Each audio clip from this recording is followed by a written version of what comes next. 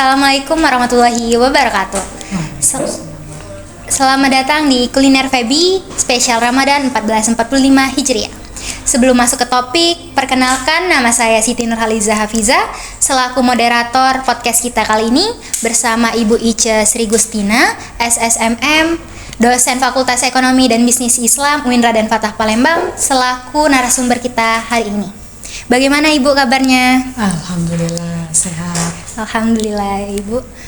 Baiklah, kembali ke topik kita, di mana topik kita kali ini tentang mengapa doaku tidak dikabulkan. Jadi bagaimana nih Ibu? Apa yang harus kita lakukan ketika kita itu merasa doa kita itu belum dikabulkan oleh Allah gitu Bu? Oke.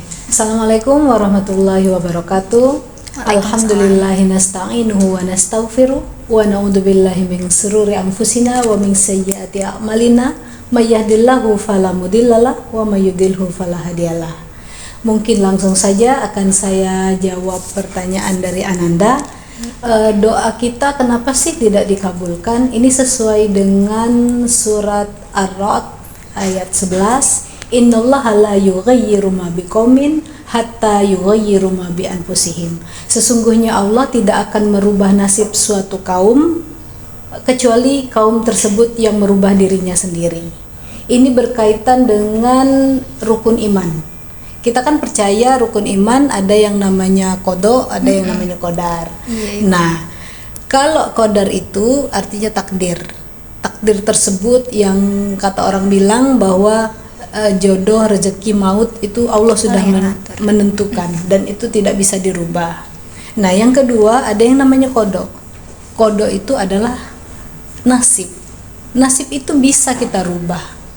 Kita misalnya gini, kita pengen sukses nih, kita pengen jadi orang sukses, tapi kita duduk sendiri di dalam rumah, tidak keluar, tidak mencari rezeki, tidak berusaha, maka rezeki tersebut tidak akan datang.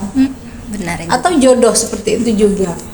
Kita pengen nih dapat jodoh, pengen menikah.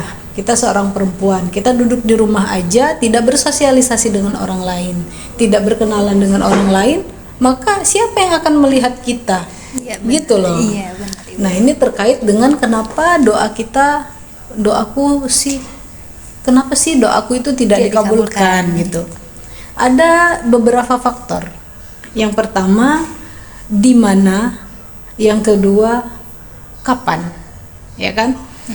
Di mana kita melakukan doa tersebut? Letaknya itu di mana? Kapan? Pas kapan gitu loh.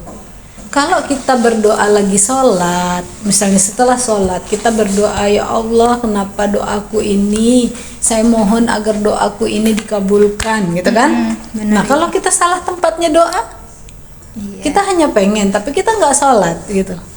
Kita pengen, tapi doanya kita lakukan bukan setelah sholat, di asal tempat aja, maaf di tempat WC misalnya. Apakah doa kita akan dikabulkan? Kan enggak gitu. Bener banget Ibu. Itu maksudnya. Terus bagaimana sih cara memahami bahwa kehendak Allah itu mungkin berbeda dengan kehendak kita Bu? Biasanya itu kan apa yang kita harapkan itu berbeda. Bagaimana cara kita mengatasinya itu Bu? Oh gini. Terkadang kita mikir apa yang kita pengen, apa yang menurut kita baik, belum tentu menurut Allah baik. Mungkin ada rencana lain dari Allah yang rencana tersebut memang yang terbaik buat kita. Maka ketika kita berdoalah, ya Allah berilah kita yang terbaik, bukan apa yang kita kehendaki.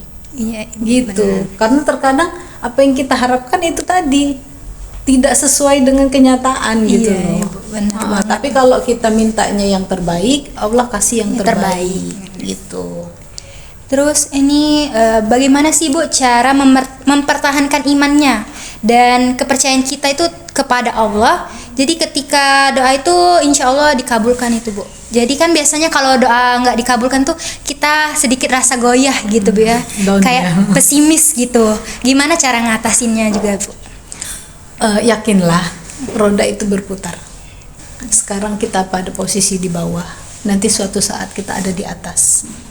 Lebih memilih mana? Lebih memilih sekarang kita susah, tapi nanti ketika suatu saat kita ada di tempat bahagia daripada sekarang kita bahagia nanti kita susah. Benar. Ya enggak? Kan banyak kenyataan orang yang ketika dia masa muda, dia bahagia, dia kaya raya, dia poya-poya, ketika masa tua dia kesusahan karena tidak ada anak-anak yang ngurusin misalnya, terus dia ditaruh di panti jompo misalnya seperti itu, atau ketika dia tua dia malah terlilit hutang. Jadi lebih baik sekarang kita bersusah-susah terlebih dahulu, nanti suatu saat kita ada di puncak tertinggi. Hidup kan bertahap, setingkat demi setingkat, berproses jadinya, Bu, tangga demi tangga kehidupan kita lewati gitu. Oke, baiklah, ini Bu, pertanyaan terakhir. Boleh nggak Bu bagi tips cara untuk meningkatkan kualitas doa kita agar lebih mungkin dikabulkan oleh Allah gitu Bu, tipsnya? Saya tidak menyarankan agar nangis ya. Nangis sebenarnya bukan jalan yang terakhir. terbaik. Tapi apabila kita berdoa itu sambil nangis dalam artian keluar dari hati kita yang paling dalam, ya insya Allah doa kita dikabulkan oleh Allah gitu. Baiklah teman-teman, itulah pembahasan singkat kita di podcast kali ini. Saya Siti Nurhaliza Hafiza dan Ibu Ica pamit undur diri. Nantikan video-video berikutnya. Saya tutup. Wassalamualaikum warahmatullahi wabarakatuh.